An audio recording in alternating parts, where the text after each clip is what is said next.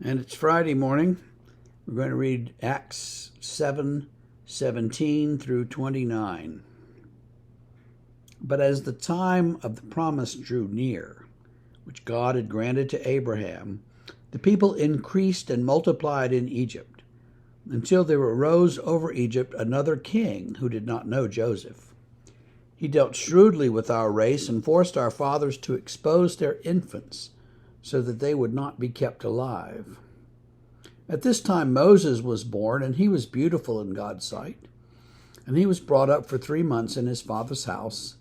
And when he was exposed, Pharaoh's daughter adopted him and brought him up as her own son. And Moses was instructed in all the wisdom of the Egyptians, and he was mighty in his words and deeds.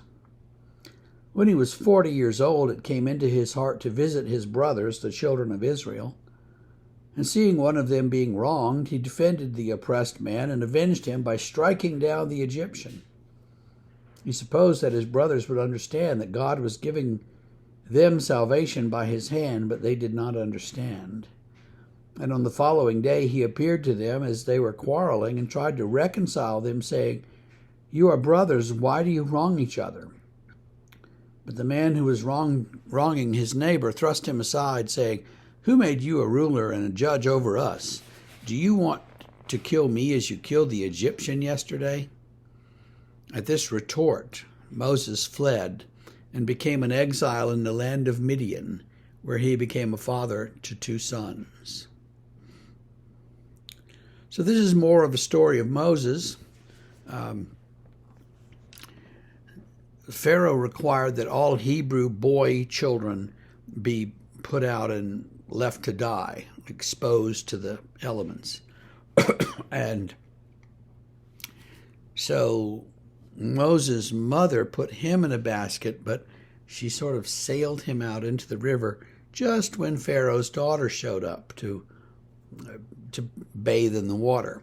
So Pharaoh's daughter finds Moses and takes him home and raises him as her own. Well, of course, so Moses grows up in the Pharaoh's house with all the benefits, the education, and the wealth. And when he's 40 years old, it says, he goes down to see his people. I guess he's been told, he's actually a Hebrew. So he goes down there and he sees one of them being mistreated by an Egyptian, and he steps in and he kills the Egyptian. The next day, he's trying to break up a fight, and the one guy says, "Hey, are you going to kill me like you killed that Egyptian?"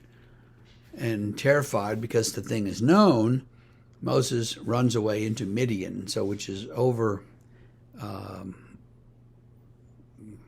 kind of toward the Sinai Peninsula. And he lives there for a long time, becomes a shepherd there and marries a woman, and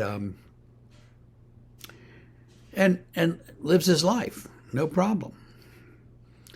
Well, there's going to be more to the story, but, sometimes we just find ourselves living our lives in a place, and that's what we do. That's where we are. So this is what we're going to do, is live our lives here. And there's nothing